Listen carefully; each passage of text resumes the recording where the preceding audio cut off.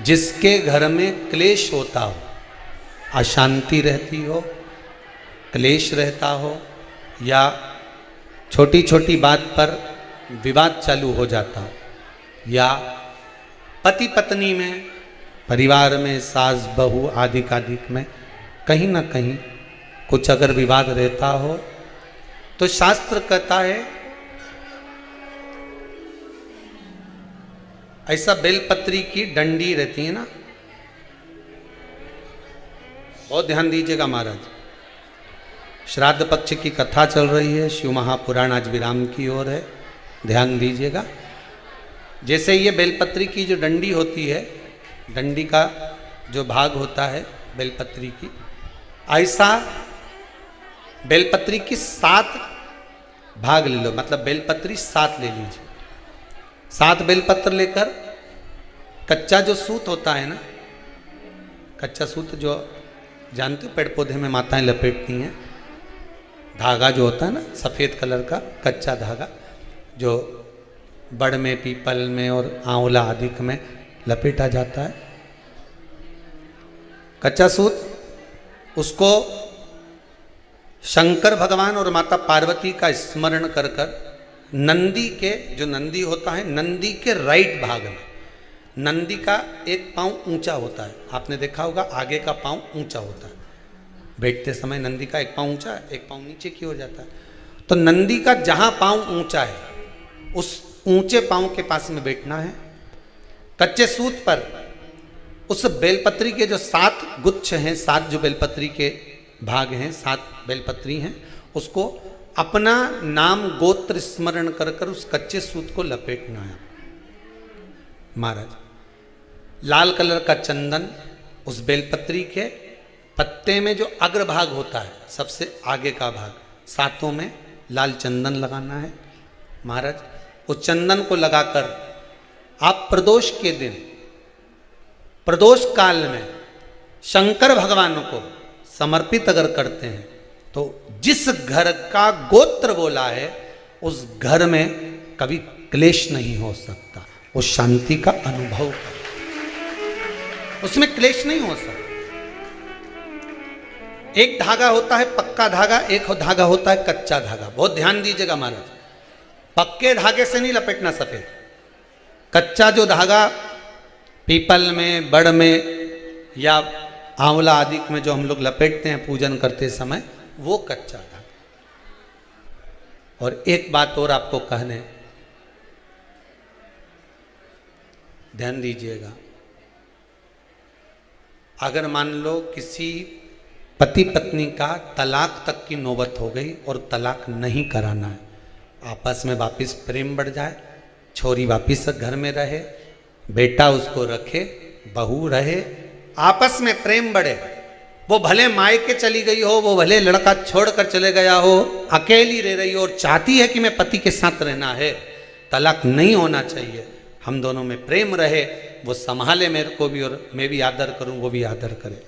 तो मेरा निवेदन है, कच्चा जो सूत होता है, कच्चा जो धागा होता है, नंदी के ठीक पीछे बैठकर कोई साथ में आपका परिवार का कोई व्यक्ति चले जाए और हस्तकमल को, जिसको अपने परिवार में वापिस रहना है, उस स्त्री हो या पुरुष हो, दोनों में से कोई भी नंदी के पीछे बैठकर, सोमवार की जिस दिन अष्टमी पड़े उस दिन नंदी के पीछे बैठकर हाथ को ऐसा बंद करना है, हाथ में एक बेलपत्री रखना है, सीधी सीधी बंद कर कर 7 बार उस हाथ पर कच्चा सूत लपेट देना है, उस सूत को वापस निकाल लेना है बेलपत्री के साथ, बेलपत्री के साथ में, और बेलपत्री को तो अपने पास में रखना।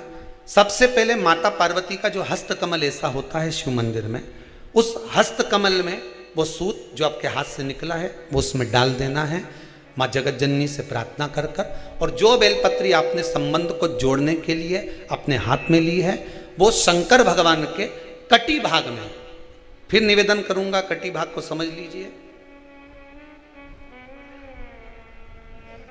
ये शिवलिंग रखा है, जहां पर शंकर भगवान का शिवलिंग, माता पार्वती जी के हस्त कमल पर जो शिवलिंग रखा है, ये भाग कटी भाग कहलाता है। इस जगह पर जहां शंकर और पार्वती का मिलन हुआ है उस जगह पर उस बेलपत्री को रख देना है। महाराज ज़्यादा से ज़्यादा 3-4 महीने लगते हैं, दोनों में वापिस प्रेम बढ़ जाता है, दोनों एक हो जाते हैं। तलाक तक बात चल भी रही हो तो वो तलाक समाप्त हो जाता है। प्रेम, करुणा, आसक्ति, स्नेह बढ़ जाता है। संबंध टूटने की कतार पर एक बार माता पार्वती को समर्पित तो करो अपना संबंध कि मां अब तुझे नहीं भाना। माना मैंने अपशब्द कह दिया होगा, माना मेरी गलती होगी, थोड़ी गलती उनकी भी होगी, पर दोनों की गलती है माँ, अब इस संबंध को तुझे निभाना। जब कच्चा सूत माता के हाथ में रखो तब माता को विनती करना, इस संबंध की डोरी अब तेरे को दे दी। दीन बंधु दीनानाथ मेरी डोरी तेरे, अब यह डोरी मैंने तुमको दे दी है, अब यह संबंध आपको निभाना है, अब ये संबंध मेरा।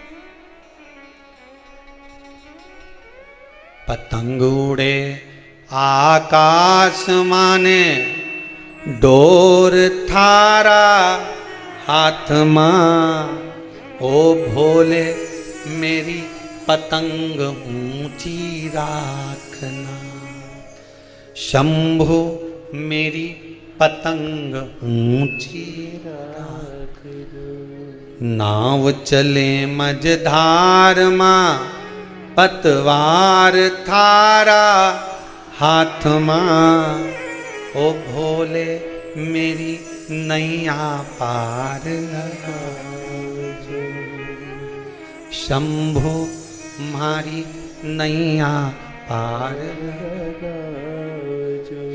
रथ उब्या मैदान माने, डोर थारा हाथ मां, रथूब्या मैदान माने, डोर थारा हाथ मां, ओ भोले हम है। चंद्रदेव को श्राप लग गया था, काया का रोग हो रहा था, भगवान शंकर ने आकर काया का रोग मिटाया, चंद्र को मस्तक पर धारण करा। चंद्र कौन? शंकर भगवान का साड़ू भाई तो हुआ।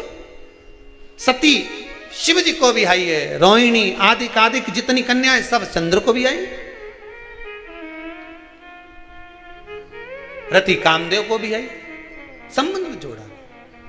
फिर आगे चरित्र आया मल्लिकार्जुन का 12 ज्योतिर्लिंग में, तो मल्लिकार्जुन है भगवान कार्तिकेय जी रुष्ट होकर चले जाते हैं तो उनको मनाने के लिए शिव पहुंच जाते हैं, संबंध ही तो निभाया। दूषण नाम का राक्षस ब्राह्मण के बच्चों का रक्त पी जाता था निचोड़कर, भगवान काल बनकर आ गए, नाम महाकाल पड़ गया, महाकाल नाम पड़ गया। संबंध है। ओंकारेश्वर बिंद नामक पर्वत ने तप साधना करी, मेरा भगवान ओम के रूप में विराजमान हो गया, ओंकारेश्वर प्रकट।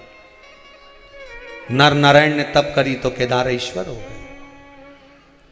कुंभकर्ण के बेटे ने जब उपद्रव मचाया, भीम ने, भगवान ने आकर संहार करा तो भीमाशंकर हो गए, भीमाशंकर। मनु शत्रुपा के कहने पर भगवान शिव काशी आकर विराजमान, काशी विश्वनाथ हो। गौतम बाबा पर जब गौ हत्या का दोष लगा, ब्रह्मा विष्णु महेश 3 अंगुष्ठ की आकृति के रूप में आकर विराजमान हुए, त्र्यंबकेश्वर नाम पड़ गया। रावण को लघु शंका लगी, भगवान का शिवलिंग लेकर जा रहे थे, बीच मार्ग पर रख दिया, भगवान वैद्यनाथ जी के रूप में विराजमान हो गए। दारुक नाम के राक्षस का संहार करा तो नागेश्वर बन गए।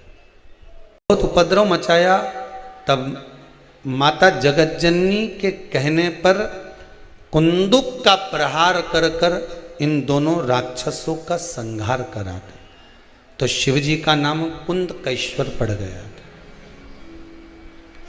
क्या नाम पड़ा था? कुंदकेश्वर। कहते हैं बहुत बांधाओं में जब व्यक्ति पड़ जाता है, बहुत बांधाओं में जब व्यक्ति चला जाता है, कुछ ना कुछ समस्याओं में जब व्यक्ति फंसा रहता है, पड़ा रहता है, तो कुंदकेश्वर महादेव का स्मरण करना चाहिए। एक प्रयास और करना, छोटा सा प्रैक्टिकल करने में क्या जाता है। दुकान पर ग्राहक नहीं आ रहे ना, आधा घंटा हो गया कोई ग्राहक नजर नहीं आया, फालतू बैठे हो ना दुकान पर, जब ग्राहक नहीं आता तो फ्री हो, तो एक काम करो, कोई भी जरा सा हाथ में पानी लेकर कुंदकेश्वर महादेव के नाम से 51 बार 21 बार बोलकर 11 बार बोलकर वो पानी को दरवाजे पे छीट दो। आधा घंटा, ज़्यादा से ज़्यादा 20 मिनट, आधा घंटा 30 मिनट नहीं लगेंगे और ग्राहक प्रवेश करना प्रारंभ। प्रैक्टिकल करने में क्या जाए। अब ई में कहीं घटा तुम्हारा कि पानी घट गया, कि बोलने से कुंदकेश्वर महादेव का नाम लेने से जीवान घट गई, कुछ घटा? फायदा तो तुम्हारा ही हुआ, कुंदकेश्वर का नाम लेकर। कोई काम अटक रहा है, शहद जल के पात्र में डालिए और थोड़ा सा गंगा जल डालकर इसी श्राद्ध पक्ष में किसी भी दिन जब तुम्हारा मन पड़े तब शंकर जी को समर्पित कर पर साथ में 1 लोटा पानी 1 कलश जल का अलग से लेकर जाओ। जब शहद का जल शंकर जी को समर्पित कर दो, उसके बाद सादा जल शंकर जी को अवश्य समर्पित करके। शहद का जल बांधाओं को हर लेता है, बांधा को हरता है। हम तो कई बार बच्चों से कहते हैं, अगर कोई बच्चा कंपटीशन एग्जाम में बैठ रहा है, इंटरव्यू दे रहा है या कोई एग्जाम में नहीं निकल रहा है, तो प्रयास करना बेलपत्री का जो बीच वाला पत्ता होता है, इस पत्ते पर शहद लगाकर हथेली में रखकर अंगूठे से इसको इस तरह से दबाकर शिवजी के कुंदकेश्वर महादेव का नाम लेकर अपनी मनोकामना कर कर शंकर भगवान का जो शिवलिंग है उस शिवलिंग पर इस बेलपत्री के पत्ते को चिपकाकर आ जा और एग्जाम देने जा, बाबा निपटे का सब काम कर। तो किस एग्जाम में बैठ रहा है, कंपटीशन एग्जाम में बैठ रहा है या इंटरव्यू के लिए जा रहा है, किसी परीक्षा में बैठ रहे हो या कंपटीशन एग्जाम के अंतर्गत या इंटरव्यू के लिए जा रहे हो, अपने नौकरी के लिए प्रयास करो। शिव महापुराण के छोटे छोटे जो उपाय शंकर की कथा में हैं, इसमें कोई खर्चा नहीं होता। अभी तक आपने जितनी कथा शिव महापुराण की सुनी होगी, कोई खर्चे का काम बताया हो तो बताना। बस एक ही खर्चे का काम बताया था, वो पिछला वो शिवरात्रि का उत्सव गया, उसमें गुलाब का फूल।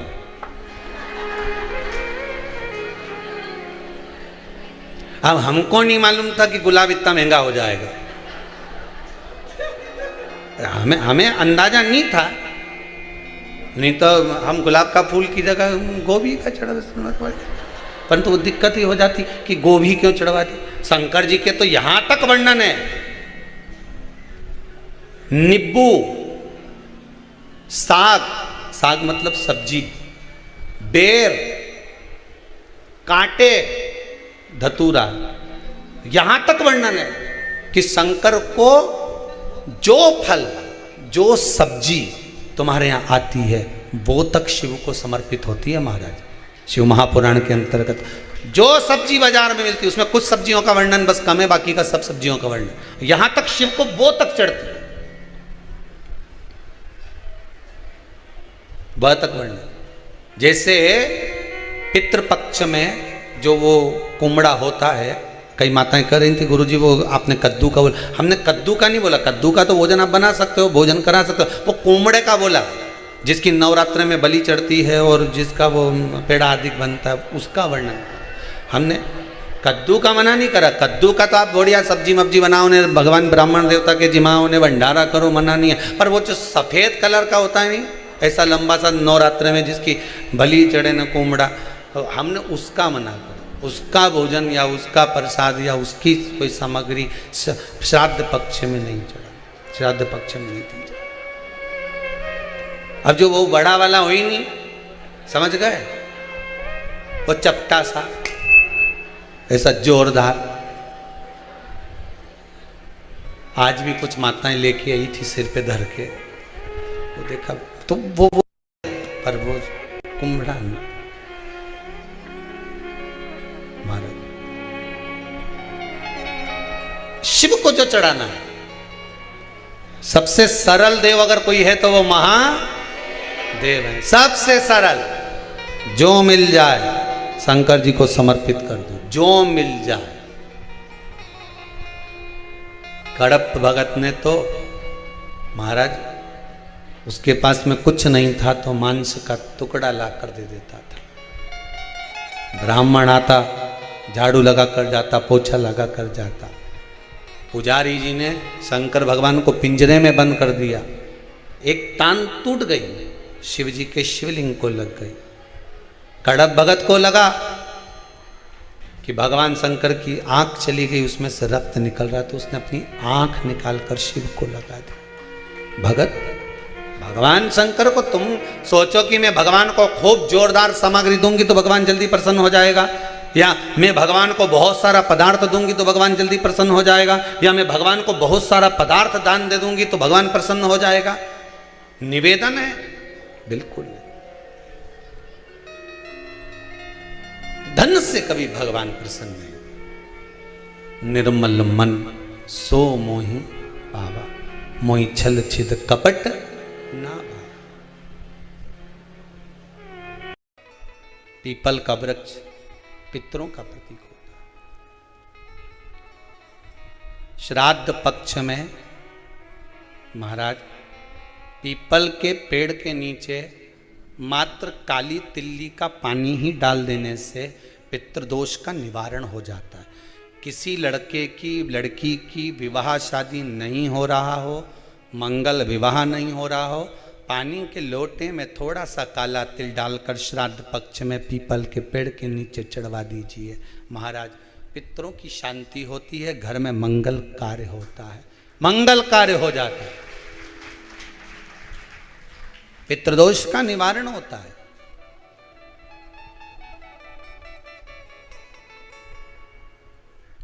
बहुत रोग घिर गया, ऐसा लग रहा है कि बहुत बड़ी बीमारी शरीर में आ गई है, वो मिट नहीं रही, बीमारी बहुत बड़ी है, नहीं जा रही।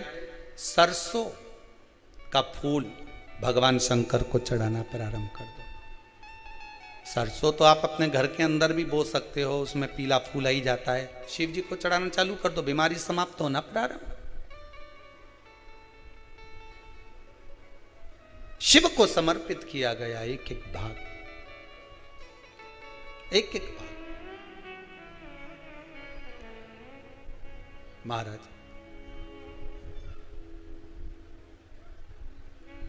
लगे ऐसा कि घर में शांति नहीं है, सुख लक्ष्मी तो है, परिवार भी छोटा है पर शांति नहीं। जब देखो जब किसी ना किसी का मुंह चलता रहे, क्रोध में बोलते रहें, शब्दों के तीर चलते रहें, शांति नहीं है। प्रयास करिए श्राद्ध पक्ष में जिस समय पर ब्राह्मण को भोजन करने के लिए बिठाएं, या श्राद्ध पक्ष के अंतर्गत ब्राह्मण जब घर में भोजन ग्रहण कर रहा हो, उस समय पर थोड़ा सा कोई सुगंधित पदार्थ, इत्र आदि, पानी के मटके के पास, परिंडे के पास में, जलाशय के पास में, उस इत्र को थोड़ा सा कोई रुई में रखकर छोड़ दीजिए। घर में कभी क्लेश नहीं हो सकता, शांत का माहौल हो जाए। पितृपक्ष में किया जाता, पितृपक्ष। और एक बात और अच्छे से ध्यान रखिएगा, आप ब्राह्मण को भोजन कराएं ना कराएं, आपने धूप छोड़ी ना छोड़ी वो पता नहीं, गाय को रोटी दी ना दी, स्वान को भोजन दिया ना दिया, कौवे को भोजन दिया ना दिया, चलेगा। पर जिस दिन अमावस्या के दिन पितृपक्ष समाप्त हो, उस दिन प्रदोष काल में, प्रदोष के समय पर, प्रदोष काल में शाम के समय पर जाकर किसी भी नदी, तालाब, बावड़ी, कुआं, कहीं ना कहीं जो आपके पास में हो, वहां पर एक घी का दिया, बत्ती का मुंह दक्षिण की ओर कर कर अवश्य जला। डेटॉल, क्योंकि बढ़ते रहना है जरूरी। अकेले कैंपिंग, ऊपर से धूल धक्कड़, इस करा जाना, सारे पितृदोष समाप्त हो जाएगा, सारा पितृदोष समाप्त। अमावस्या के दिन किसी भी जलाशय के पास में, नदी, तालाब, बावड़ी, कुआं, जो आपके शहर में, आपके गांव में, आपके नगर में हो, वहां जाकर लगा दे। अगर नदी, तालाब, बावड़ी, कुआं नहीं है तो पीपल का वृक्ष हो या बेलपत्री का वृक्ष हो या बट का वृक्ष हो, उसके नीचे लगा दो प्रदोष काल में। पर अमावस्या के दिन लगाएं जरूर। क्यों? क्योंकि अमावस्या 16 दिन तक पितृ मृत्यु लोक में आने के बाद में भोजन ग्रहण करते हैं। अमावस्या के दिन पितृ शाम के समय प्रदोष काल में शंकर भगवान का नाम जाप कर कर नदी, तालाब, बावड़ी पर पानी पीने जाते हैं। वहां से जल का आचमन कर कर पितृ अपने लोक को चले जाते हैं प्रदोष काल के समय पर। इसलिए प्रदोष काल में जलाशय के पास में, बावड़ी, कुआं, नदी, तालाब के किनारे पर दिया लगाया जाता है दक्षिण की ओर मुख कर कर बत्ती का। तो पितृ आशीर्वाद देते हुए जाते हैं कि फलो फूलो, आगे बढ़ो, उन्नति करो, तरक्की करो। ये पितरों का आशीर्वाद रहता है, पितरों का वर रहता है। आप देंगे उसको मिलेगा, कुछ करा ना करा। फिर अमावस्या के दिन, जिस दिन पितृपक्ष समाप्त हो, उस दिन दिया दक्षिण की ओर बाती का मुख कर कर लगा। महाराज सती मैया ने एक झूठ बोला था, शिव भगवान दूर हो गए थे। असत्य से शिव दूर है। बाबा से विनती कर कर कि मेरी तनख्वाह मिल रही है तो अब मैं जाऊंगा, मधोक लगाऊं, तब आना। नहीं तो आने की जरूरत ही ना, काय को आओ यहाँ परेशान होने में, मतलब जबरदस्ती परेशान करने। शंकर जी के भी आओ, तुम भी परेशान हो, मतलब यात्री बन के आओ, काय को आओ। भजन करो, भगवान की स्मरण करो, भक्ति करो, जितना जप सकते हो जपो। बस इतना याद रखना, यहां तो डमरू बज रिया है, भोपू बज रिया है। जब जब शिव महापुराण की कथा है, समझ लेना ने भोपू बज गया, आइसक्रीम आएगी। अब बस ये मन उछले, ये चित्त लगे कि अब मुझे आइसक्रीम खाना है। फिर उस परमात्मा की याद भी आ जाए, आइसक्रीम नहीं मिले तब रोना भी आ जाए कि बहुत दिन हो गए मैंने कथा नहीं सुनी। तो कुछ तो बाबा की कथा में मिलेगा जिससे मेरा जीवन सार्थक हो जाएगा, कुछ तो मिलेगा, कुछ तो प्राप्त होगा। विश्वास रखिएगा, भरोसा। मानो तो गंगा मां हूं, ना मानो तो बहता पानी। आपका विश्वास जब बोला 574 बार भगवान कृष्ण ने अर्जुन को समझाया, तब जाकर अर्जुन को ज्ञान आया। एक बार शिव पुराण सुनने से भगवान सुने तुम्हारी, बस तुम्हारा विश्वास अगर पक्का है, कील सही जगह लग गई, 2 ईंट के बीच में सरंग में पहुंच गई तो ये कहीं मारने से ठुक गई, फिर मुंह पे कपड़ा टंग जाएगा। उसी तरह ठोकते रहो, कभी तो ये कील, कभी तो ये मन भगवान तक पहुँचेगा। और जिस दिन पहुँच गया, जैसे कपड़ा कीले पे टंग जाए ऊंचा, उसी तरह भगवान भी तुम्हें ऊंचा टांग देगा कि चलो अब इसको मैं ऊंचे पहुँचा देता हूँ, अग्रण्य बढ़ा देता हूँ, ऊंचाई की ओर ले जाकर छोड़ देता हूँ। भजन में कमी मत लाना, विश्वास मत डोलने देना हो। नहीं तो ना तुम 2 दिन तो इनंग अगरबत्ती लगा दो, 2 दिन इनंग लगा दो, 2 दिन इनंग लगा दो, कहीं मालूम पड़े आलिया में पहुंच गई, कहीं मालूम पड़े अलमारी में खोज ही आई अगरबत्ती के, कहीं मालूम पड़ा केला में खोज दी, कहीं मालूम पड़ा सेवफल में खोज दी अगरबत्ती के। छोरा छोरी रोए कि सेवफल हमें खाने के दे कि अगरबत्ती खोसे। शिव हरतालिका तीज की पूजन करने गई तो अगरबत्ती खोसने का लाई नहीं, केला में खोस ही आई। पंडित जी पाठ करते करते बोले हमारी केला में अगरबत्ती खोस दी, केला में अगरबत्ती खोस के बैठी।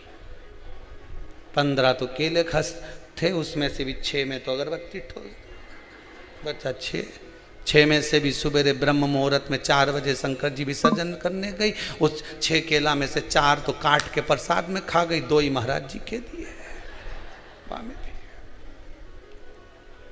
कहा मतलब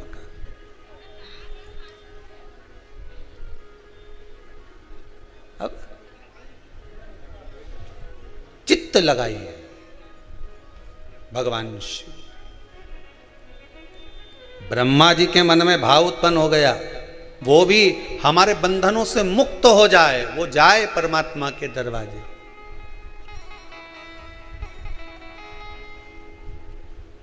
सारे बंधनों से मुक्त होते। केतकी का फूल झूठ बोल दिया, गौ माता झूठ बोल दी, पुराण की कथा बोल दिए। इस पितृपक्ष के पावन अवसर पर सबसे बड़ा आश्रम कौन सा? गृहस्थ आश्रम। कोई तुमसे कहे साधु बन जाओ, कि हम तो नहीं बने दादा। कोई तुमसे कहे सन्यासी बन जाओ, तो कहने रेन दे दादा, तुम्हारा पांव पड़े, सारा साधु सन्यासी हम तो खूब देखिया, हमें नहीं बनना। कोई बोले तुमसे साधक बन जाओ, तो हमें भी नहीं बनना। कोई तुमसे कहे कि कोई तपस्वी बन जाओ, जोगी बन जाओ, सन्यासी बन जाओ, तो कि हम तो वे भी नहीं बने दादा, हम तो घर में 2 रोटी बनाए खाएं। तो कोई तुमसे कहे कि नर्मदा के घाट पे जाके बैठ जाओ, रहने दे दादा, घर के बाहर बैठो तो बस योर वाला महाराज चिल्ला चिल्ला के बोले, मत तुम क्यों कि नर्मदा के घाट बैठ जा, रहने दे तू तो। फिर कहीं का बोले कि गंगा के घाट पर जाकर बैठ जा, हम तो घर में भले मन चंगा कटोते में गंगा।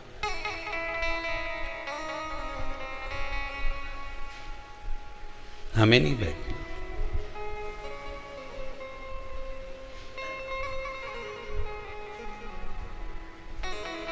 फिर कहाँ रहोगे? तो कहा जैसे मीरा घर में रहती थी, नामदेव जी घर में रहते थे, रामकृष्ण परमहंस जी घर में रहते थे, संत तुकाराम जी घर में रहते थे, मुक्ताबाई घर में रहती थी, कर्माबाई घर में रहती थी। भगवान उसको मिला कि नहीं मिला? मिला ना। ऐसे ही हम भी घर में रहेंगे। घर में रहना कोई सरल बात है? अरे भैया, माना कठिन है घर में रहना, पर घर में ही तो भगवान मिलेगा। यशोदा रानी को मिल गया, नंद बाबा को मिल गया, मेरे दशरथ जी महाराज को मिल गया, कौशल्या मैया को मिल गया, तो मुझे क्यों नहीं मिलेगा? मिलेगा तो मेरे ही घर में, क्यों नहीं मिल सकता? रहो घर में।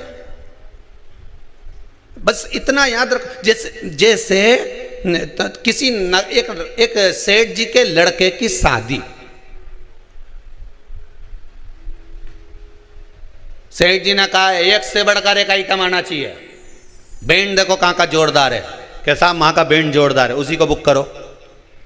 हलवाई कहाँ का जोरदार है, कैसा वहां का हलवाई जोरदार है, उके बुक करो। बोलो सही है कि गलत है? जिसके यहाँ अच्छी शादी होती है, खूब पैसा खर्च करे तो अच्छा अच्छा चुन चुन के लाए।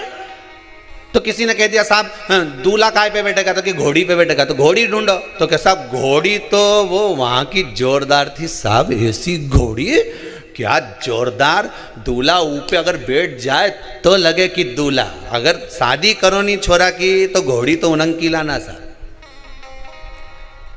अच्छा ऐसा क्या हुआ घोड़ी में? अरे क्या जोरदार घोड़ी ने दूल्हा जब बैठे तो ऐसो लगे। नहीं तो शादी मत कर जो साहब, घोड़ी लाओ तो उनंग की लाना, घोड़ी लाओ तो उधर की लाना, नहीं तो तुम तो शादी मत करो छोरा की।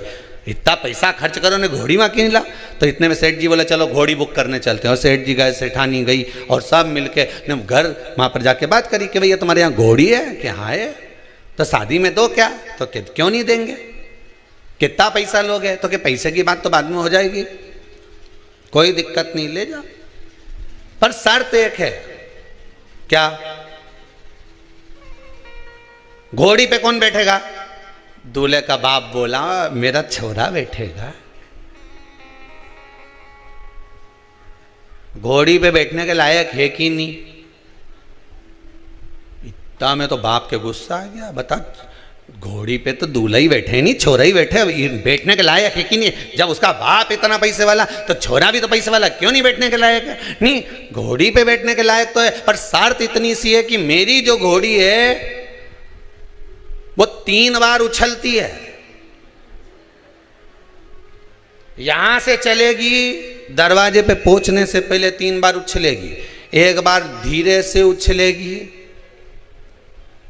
दूल्हा समझ जाएगा अरे इतना तो हमारा छोरा समझदार है। दूसरी बार उछलेगी, थोड़ी दम के उछलेगी, इतना भी समझ जाए। इतने में तीसरी बार जब उछलेगी ना,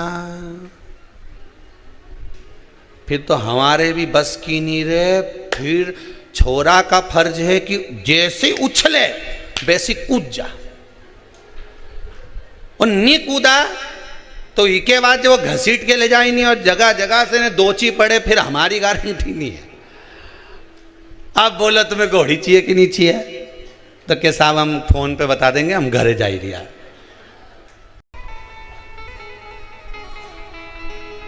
कल कथा में कहा था, अच्छाई देखोगे तो ढेर अच्छाई मिलेगी, और बुराई देखोगे तो ढेर बुराई मिलेगी। एक बार जब भगवान राम जी महाराज अयोध्या में आ गए, राम राज्य स्थापित हो गया, तब राम जी महाराज जब शाम के समय पर टहलने के लिए निकले, तो अयोध्या के एक विद्वान ने राम जी महाराज को रोक लिया। रुकिए महाराज, यहीं पर आपसे कुछ बात करना है।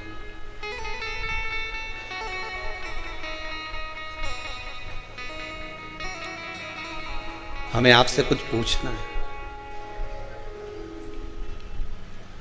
राम जी महाराज रुके,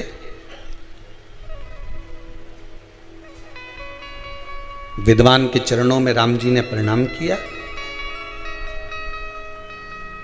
कोई बहुत अगर विद्वत्ता की बात करे ना, तो उसके सामने शून्य बन जाना चाहिए। अपनी ज्ञान की परिभाषा में मत खोलना।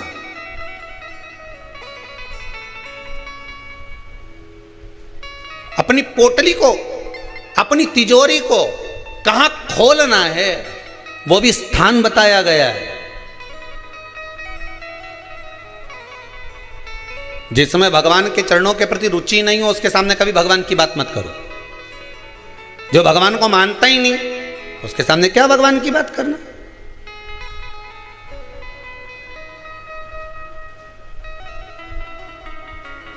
ज्ञान उसी को दीजिए जो ले रहा हो, उसके सामने कभी ज्ञान मत दो जो लेने कोई तैयार नहीं। कितनी अच्छी अच्छी बात रावण और दुर्योधन को समझाते थे, फ्री की एडवाइस देते थे, फ्री का ज्ञान देते थे, कितना समझाते थे, अच्छी अच्छी बात बताते थे, तो इसके समझ में आती थी। अरे बोलो तो सही जरा जम के। ये जितना लोग तुम आस्था टीवी पर कथा सुन रहे हो, जितने लोग मोबाइल पर सुन रहे हो, इनको कितना ज्ञान दिया बेचारे के नाना जी भी बोला रावण का, तो नाना भी बोला रे सुधर जा रे हो 10 मुंडा का, सुधर जा, तेरे को समझाऊं, अच्छे से समझा रही हूँ, समझ जा, मैं लंकेश मत कर, अभी भी तेरे को समझा रहे। नाना जी बोला, इतना डोकरा आदमी, बूढ़ा आदमी बोला कि समझ जा रे। अच्छा वो तो वो इनकी धर्म पत्नी भी समझाई बेचारी मंदोदरी भाई, कितना किया, समझ जाओ स्वामी, पर ये फ्री की एडवाइस जिसे समझ में आए। अच्छी बात अगर किसी के क्यों नहीं, तो के वो पटना की बोलूं कि काली मिर्ची बोलूं, तुम बोलो वो बोल दूं। पटना की लग जाए वह मिर्ची, लाल मिर्ची लग जाए उसे तुरंत। अच्छी बात अगर कहीं का बोला, समझाने की बात तुमने किसी को की और रुके लगे। इतना भी मूर्ख नहीं है हम हो, जितनी अकल तुम दे रिया हो नहीं, जितनी तुम अकल हमको दे रहे हो नहीं, इतनी तुम में पहले की भरी। रावण भी उसके नाना जी से बोला, नाना जी तुम्हारा 1 मुंडा, मेरा 10, अब बता अकल की में बड़ी। और नाना जी बेचारा चुप हो गया, खांसने लगा। बेचारा छोरी मारे पानी पिलाई दे, कि चक्कर में नहीं पड़ूंता। होटल का भाग कम, एक अमृत की अनुभूति है गुरु चरण में। जैसे जिद करने वाले व्यक्ति का एक ही इलाज है, बेलपत्री के वृक्ष के नीचे जौ के आटे का चौमुखी दिया, सरसों का तेल डालकर, उसमें काली तिल डालकर, उसमें एक सफेद फूल डालकर, बेलपत्री के वृक्ष के नीचे जैसे एक चौमुखी दिए को जौ के आटे के दिए को लगा दिया जाता है। जो व्यक्ति चिड़चिड़ करता है, जो व्यक्ति क्रोध करता है, जो व्यक्ति अपशब्द बोलता है, आड़ा टेढ़ा बोलता है, ताने देता है, ईर्ष्या रखता है, घर में चिड़चिड़ करे, पूरे घर को अस्त व्यस्त कर कर रखा। उस व्यक्ति का नाम और गोत्र बोलकर मात्र किसी भी महीने की शिवरात्रि पर, हर महीने शिवरात्रि आती, किसी भी महीने की शिवरात्रि पर एक दिया लगा दिया जाए, व्यक्ति अपशब्द कहना बंद कर देता है, उसका प्रेम प्रबल हो जाता है, उसकी ईर्ष्या समाप्त हो जाती है, उसकी नफरत समाप्त हो जाती है, ईर्ष्या नफरत समाप्त हो जाती है। उसी तरह जैसे बेलपत्री के वृक्ष के नीचे जौ के आटे का दिया लगाने पर नफरत समाप्त होती है, ईर्ष्या समाप्त होती है, उसी तरह शंकर का ये शिव महापुराण की कथा कहती है कि गुरु के चरणों में जाने पर जीव का अहंकार, काम, लोभ, आसक्ति, वृष्णा, तृष्णा सब समाप्त। बेलपत्री के पेड़ के नीचे दिया लगाओ, बोलते हैं कि नहीं बोलते? पर घर के लोग इतने चतुर हैं कि बेलपत्री का पौधा घर में रख लिया, उसी के नीचे दिया लगाते हैं। शिव महापुराण की कथा कहती है कि बेलपत्री के पेड़ के नीचे दिया लगाओ।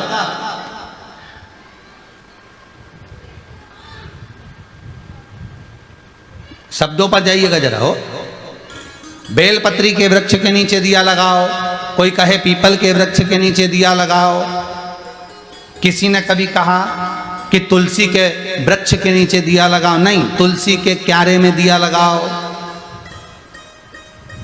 तुलसी के कुंड के पास दिया लगाओ, तुलसी के रोप के पास दिया लगाओ।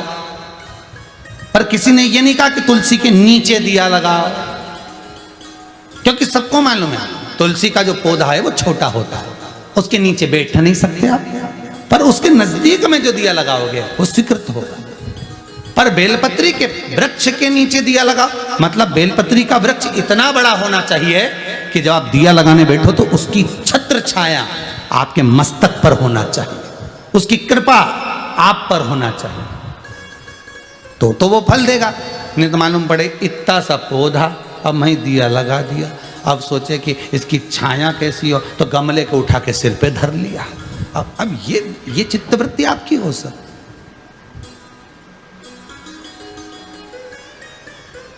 पर कोई अनुष्ठान यदि आप कर रहे हो, आपको यहाँ से व्यासपीठ से कहा गया है कि बेलपत्री के वृक्ष के नीचे दिया लगाना है, पीपल के वृक्ष के नीचे दिया लगाना है, या बड़ के नीचे दिया लगाना है, तो उसका नीचे मतलब उसकी छत्र छाया आप पर होना चाहिए, तब फल मिलेगा। हो, नहीं तो तुम बहुत बड़े बड़े होशियार हो रहे, पक्का बेलपत्री का पौधा लगा लिया घर के कुंडे में, मैं दिया लगा देती, हम तो रोज लगा, फिर भी हमारी कामना पूरी नहीं हो रही, फिर भी भगवान हमारा नहीं सुन रहा। भगवान के तेरे बराबर आलसी कौन होगा? पहले पौधा बड़ा कर, उसकी छत्र छाया में बैठ, और नहीं है तो कहीं दूसरी जगह पौधा लगा, उसके नीचे बैठ, वृक्ष के नीचे, उसकी छांव हमारे ऊपर पड़ना चाहिए, उसकी छांव पड़ना।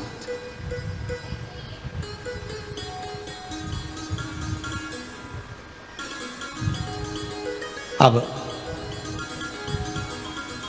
देवराज ब्राह्मण को वो बेलपत्री के वृक्ष की थोड़ी सी छाया पड़ गई, और उस छाया का फल ये हुआ कि वो प्राण जब छोड़े तो शंकर के धाम चले गया, शिव के द्वार चले गया, शंकर की चौखट पर चले गया।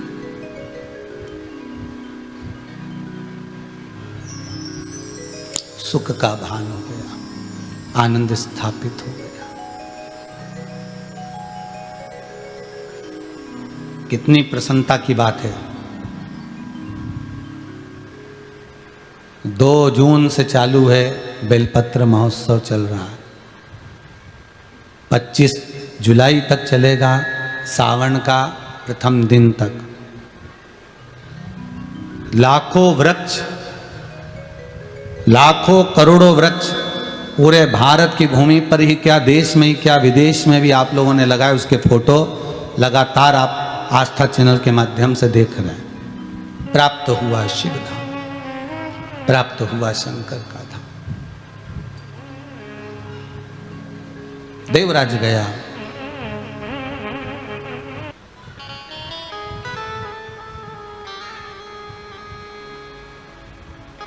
पतियों से निवेदन है, पत्नी कितना भी दुख दे पर मत मरना। क्यों मरे, प्राण क्यों छोड़े? तकलीफ में आ गए, दुख में आ गए, कष्ट में आ गए, हम तो घबरा गए, मर जाए तो अच्छा, काहे मरो। और पत्नियों से भी निवेदन है, मरने का प्लान चेंज करो, काहे को मरे। हम तो बड़े दुखी हो गए गुरुजी, हमारे तो प्राण छूट जाए तो बड़ा अच्छा। अरे मरो मरो सब कोई कहे, मर के देखो कोई, मरो तो ऐसा मरो कि फिर संसार सागर में जन्म ना हो। मरने मरने मर गए हम तो मर गए। अब मर भी जाओगे तो भैया काम तो पूरा करना पड़ेगा। जैसे तुम्हारी 8 बजे से ड्यूटी है रात को 8 बजे तक, नौकरी पर अगर जा रहे हो, सर्विस पर जा रहे हो, अगर ड्यूटी पूरी नहीं करोगे तो कोई तुम्हें रखेगा नहीं रखेगा।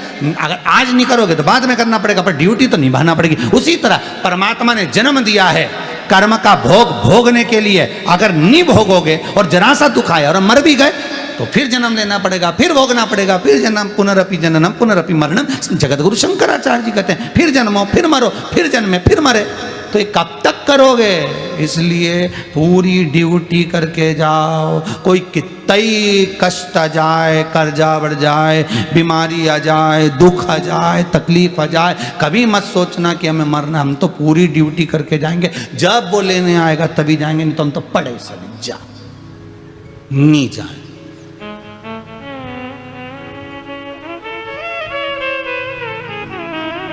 थोड़ा सा चेंज कर।